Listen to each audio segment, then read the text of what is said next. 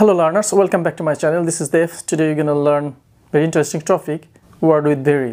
Very দিয়ে যতগুলো word যুক্ত থাকলে সাধারণত সেগুলো অ্যাডজেক্টিভ হয়, অ্যাডজেক্টিভ, রাইট? সো আমরা চেষ্টা করব very দিয়ে যতগুলো ওয়ার্ড আমি আগেই বলেছি আমার আগের লেসনগুলোতে দেখার চেষ্টা করবেন যেগুলো হচ্ছে overused word, that means we use over and over again every day, right?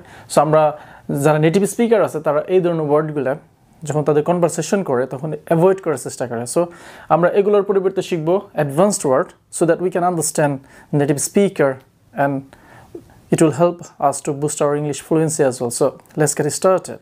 First one, very sharp. এর দুইটা মিনিং হতে পারে, খুব ধারালো অথবা খুব তীব্র। সো very sharp এটা কি হতে পারে? Very sharp এর অ্যাডভান্স ওয়ার্ড কি হচ্ছে? keen। আমার সাথে বলার চেষ্টা করবেন, প্লিজ কপি মি। আমার সাথে বলার চেষ্টা করবেন, তাহলে কি হবে? আপনার যে মুখের জড়তা আছে সেটা দূর হয়ে যাবে অ্যান্ড আপনি যখন বারবার বলবেন তখন কিন্তু এই ওয়ার্ডগুলো অটোমেটিক আপনার মেমোরিতে সেভ হয়ে যাবে। যখনই আপনি পুনরায় এগুলো শুনবেন দেখবেন যে আপনি ধরতে পারবেন যে এটার মিনিং হচ্ছে এইটা, রাইট? সো ভেরি শার্প, কিন। For example, dogs have a কিন সেন্স অফ স্মেল, রাইট? তীব্র গন্ধ শুকার কিন্তু একটা ক্ষমতা আছে কিসে? কুকুরদের। এখন আমি একটা মজার ঘটনা বলি যে ডগস, কুকুর, এদের যে গন্ধ শুকিয়ে নেওয়ার যে ক্ষমতা সেটা মানুষের চাইতে আমাদের চাইতে প্রায় 10,000 থেকে 1 লক্ষ গুণ বেশি। এর জন্য দেখবেন প্রশাসন থেকে শুরু করে এয়ারপোর্ট, ড্রাগস ধরার জন্য, খুঁজে বের করার জন্য কিন্তু ট্রেন্ড কি ডগস ইউজ করে তারা। Okay, now second one, very shiny. Very shiny এর অ্যাডভান্স ওয়ার্ড কি হতে পারে? Any guess? ভেরি শাইনি খুব উজ্জ্বল বর্ণের, যেটা চকচক করে, গ্লেমিং। নেটিভ স্পিকারে তারা কী বলবে? গ্লেমিং।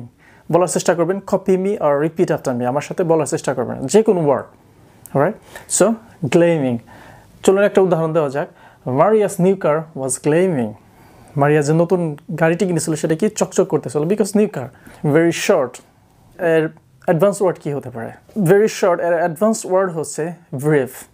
For instance, I had a brief sleep last night. যে গতকালকে আমার খুব শর্ট, দীর্ঘ সময় না, অল্প সময় ঘুম হয়েছিল।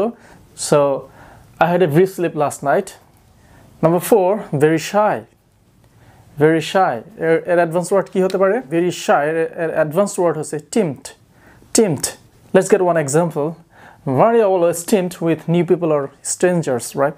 মারিয়া কি নতুন লোক দেখলে সে কথা বলতে তার সাথে স্বাচ্ছন্দ্য বোধ করে না, একটু shy, লজ্জিত বা লজ্জা বোধ করে। So very shy এর অ্যাডভান্স ওয়ার্ড হচ্ছে timid. Very simple. Very simple, এটা হয়তো আমরা সবাই জানি। ভেরি সিম্পলের অ্যাডভান্স ওয়ার্ড কী হতে পারে? ভেরি সিম্পল অ্যাডভান্স ওয়ার্ড হচ্ছে কি? বেসিক। বেসিক নো, আমি আর আগের লেসনগুলোতে বলেছি বেসিক। আমার সাথে একটু বলার চেষ্টা করেন, বেসিক। আমরা সবাই এটাকে বেসিক বলে। অ্যান্ড নেটিভ স্পিকার তারা কথা বলার আগে এই অ্যাডভার্বটা বেশি ইউজ করে, সেটা হচ্ছে বেসিকলি, সাধারণত। বেসিক্যালি ইউ নো হোয়াট, তুমি কি জানো, এরকম। So basic, not basic, basic. Okay, you need basic knowledge to run the machine. এই মেশিনটা যদি আপনি চালাতে চান তাহলে আপনাকে অবশ্যই কিছু সাধারণ জ্ঞান, সেটাকে বলা হয় বেসিক। ভেরি সিম্পল সেটা হচ্ছে খুব সাধারণ। Number 6, very slow. Very slow, খুব ধীর, ভেরি স্লো, যে আস্তে আস্তে চলে এরকম। ভেরি স্লো আর অ্যাডভান্স সিনোনিম কি হতে পারে? স্লাগিশ। আমার সাথে বলার চেষ্টা করুন, SLUGGISH, so sluggish. Let's go to one example.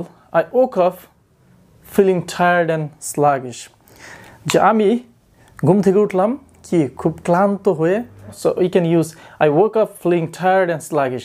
এখন নেটিভ স্পিকাররা যখন কথা বলবে তারা বলবে না very slow, you know, তারা বলবে sluggish. So আমরা যদি এই ওয়ার্ডগুলো শিখি তাদের কথা কিন্তু আমরা দ্রুত বুঝতে পারবো, right?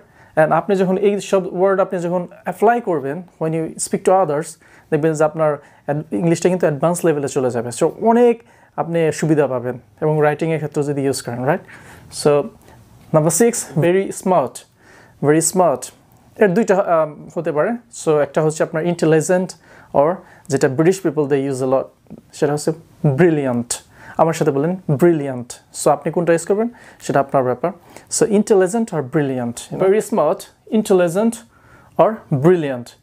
For instance, Mike is an intelligent and well educated person, অথবা ম্যান। মাইক হচ্ছে কি একজন স্মার্ট এবং সুশিক্ষিত ব্যক্তি। এখানে আমরা কিন্তু ব্রিলিয়ান্ট দিতে পারি। সো হবে Mike is a brilliant man so ব্রিলিয়ান্টটা আপনি ইউজ করার চেষ্টা করবেন এটা স্পেশালি ইন দি ইউকে ইউকেতে বেশি চলে ব্রিলিয়ান্ট ইউ আর ব্রিলিয়ান্ট এভাবে তারা এক্সপ্রেশনগুলো দিয়ে থাকে ভেরি স্মুথ এর অ্যাডভান্স সিনোনিম কি হতে পারে ভেরি স্মুথ এর অ্যাডভান্স ওয়ার্ড হচ্ছে স্লিকড SLEEKED slicked right for instance Maria's black hair is slicked যে মারিয়ার যে কালো চুলগুলো লম্বা চুলগুলো কি খুব মসৃণ সো slicked very smooth কোথাও আমরা দেখলে সেই ক্ষেত্রে আমরা slicked ইউজ করব নাম্বার 9 very soft এর অ্যাডভান্স ওয়ার্ড কি হতে পারে any guess very soft এর অ্যাডভান্স ওয়ার্ড হচ্ছে downy so John's cat has downy fur জনের যে বিড়ালটা আছে সেটা কি পশমগুলো কি খুব সফট খুবই নরম তুলতুলে যেটাকে বলা হয় সো আমরা আজকে শিখলাম ভেরি শার্প এর অ্যাডভান্স নেম হচ্ছে keen very shiny gleaming very short brief very shy timid very simple basic very slow sluggish very smart intelligent or brilliant very smooth sleek very soft downy so thanks for watching my video যদি লেসনটি একটু ভালো লেগে থাকে তাহলে অবশ্যই like share comment and subscribe করে চ্যানেলটির পাশেই থাকবেন ভালো থাকবেন সুস্থ থাকবেন bye for now see you soon goodbye